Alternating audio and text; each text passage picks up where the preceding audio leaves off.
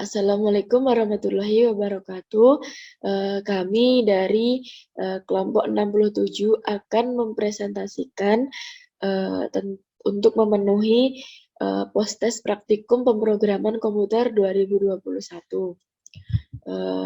Kami dari kelompok 67 yang beranggotakan 2 orang, yaitu saya sendiri, Dwi Andi Martiastuti, dengan NIM D600-2047, dan rekan saya, Alfian Azhar Firdaus, dengan NIM D600-200-168. Baik, saya mulai dari modul pertama, yaitu Python dasar. Tujuan dari praktikum modul 1 ini, yang pertama yaitu mampu mengenali bahasa pemrograman Python serta sejarah perkembangannya. Yang kedua, mampu memahami kelebihan dan kekurangan bahasa pemrograman Python. Yang ketiga, mampu memahami konsep dan struktur bahasa pemrograman Python.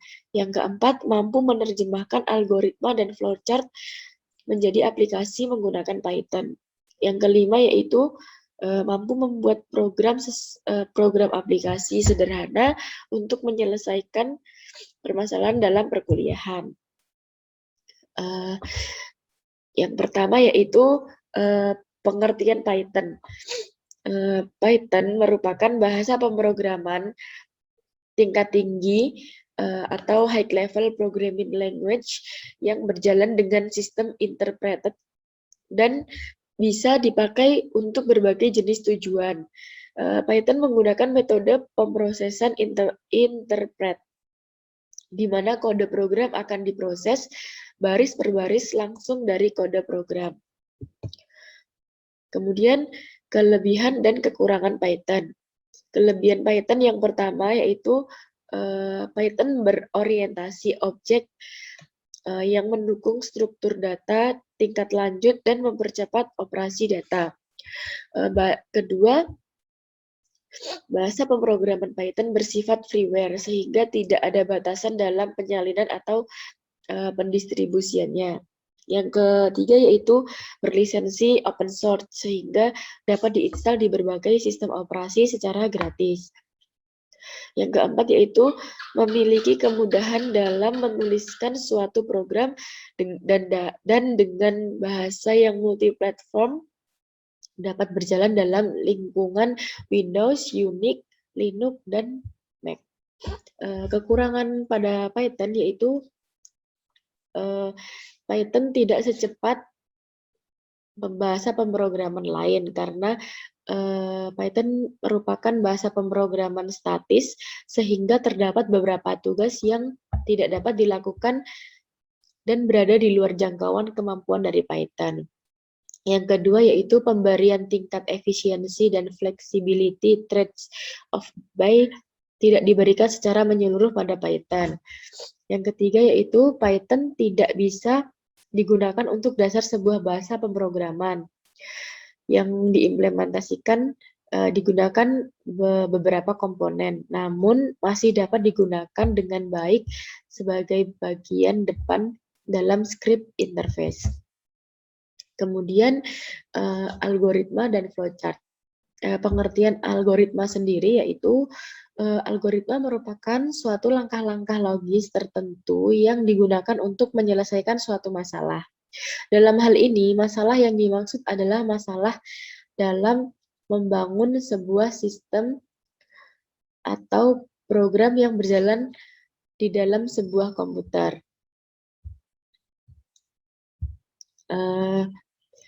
Kemudian flowchart sendiri merupakan sebuah gambar atau diagram yang memiliki aliran satu atau dua arah yang berlaku secara sekuensial atau berkesinambungan. Fungsi utama dari flowchart yaitu untuk menggambarkan sebuah desain program dan untuk mempresentasikan sebuah program atau sistem yang akan kita buat berdasarkan algoritma. Jadi algoritma dan flowchart itu selalu berkesinambungan karena algoritma itu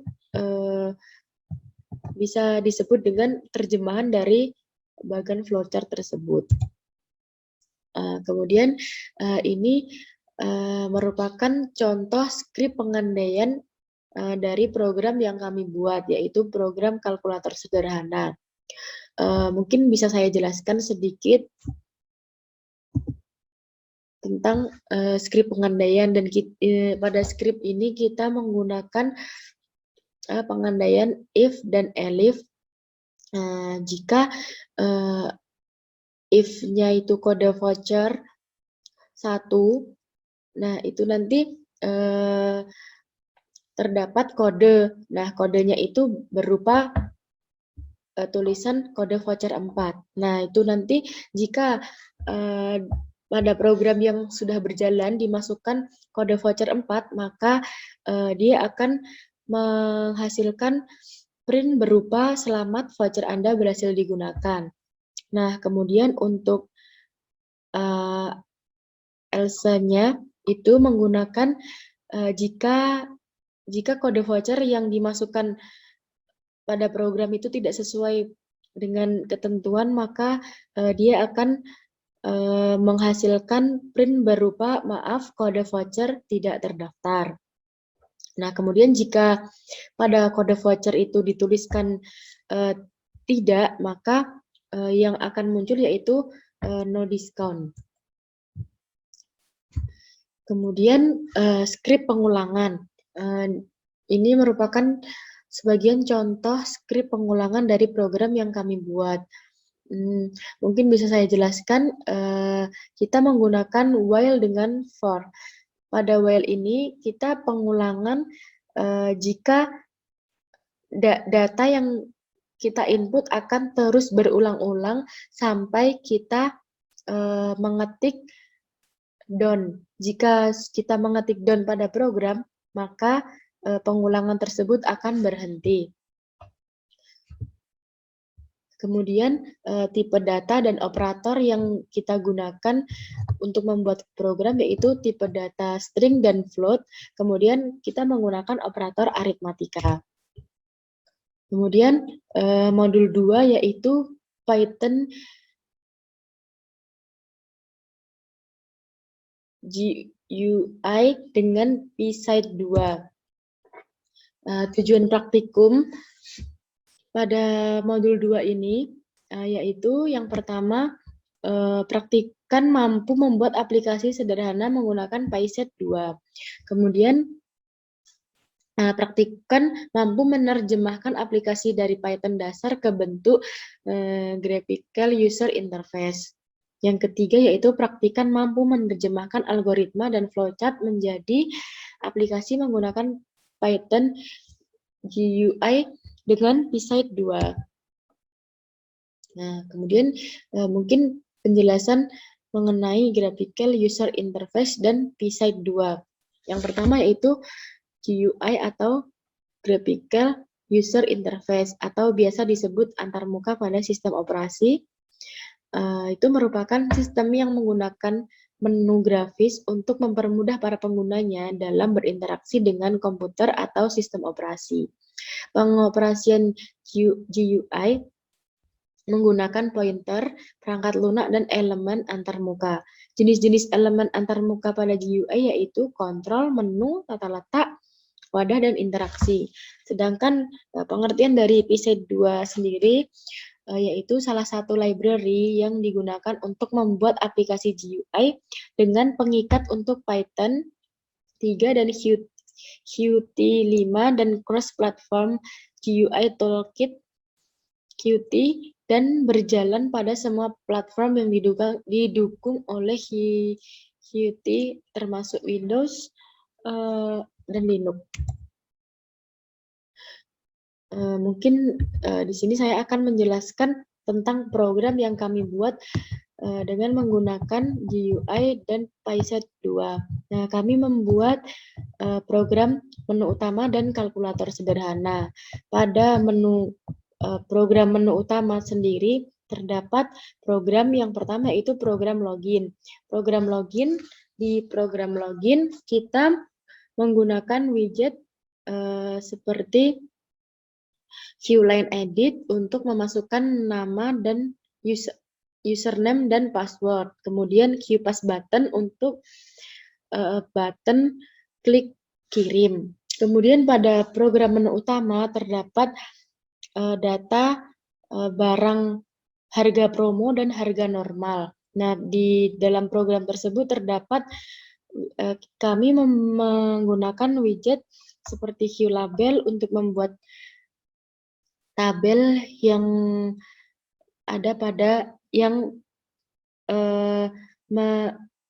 menjelaskan tentang beberapa daftar-daftar harga produk yang ada pada Global Elektronik. Kemudian pada kalkulator sederhana, kami menggunakan widget QLine Edit, QPass Button, kemudian QLabel, QGrid Layout.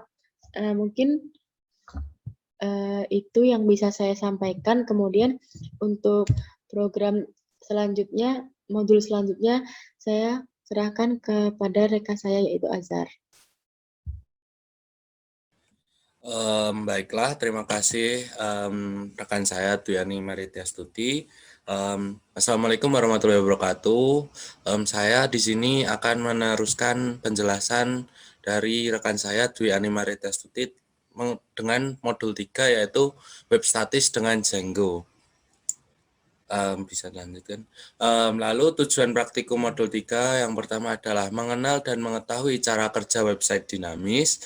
Lalu yang kedua adalah membuat database dan tabel pada MySQL. Dan yang ketiga adalah mampu memanipulasi data di dalam tabel. Lanjut.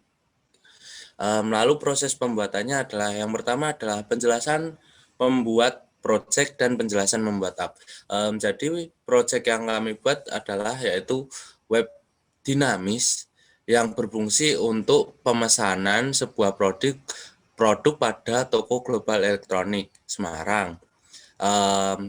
Jadi di dalam sebuah web tersebut terdapat bagian data home, lalu about yang berisi tentang data-data, lalu yang ketiga ada Explore Us yang itu akan menjelaskan PT Global Elektronik sendiri, lalu ada Kontak Us, dan Kontak Us ini difungsikan untuk menghubungi pihak pabrik apabila akan melakukan pemesanan atau ingin melakukan sebuah transaksi atau bertanya kepada PT Global Elektronik Semarang. Lalu yang berikutnya adalah membuat template HTML di project dan app dan membuat template CSS di project dan app.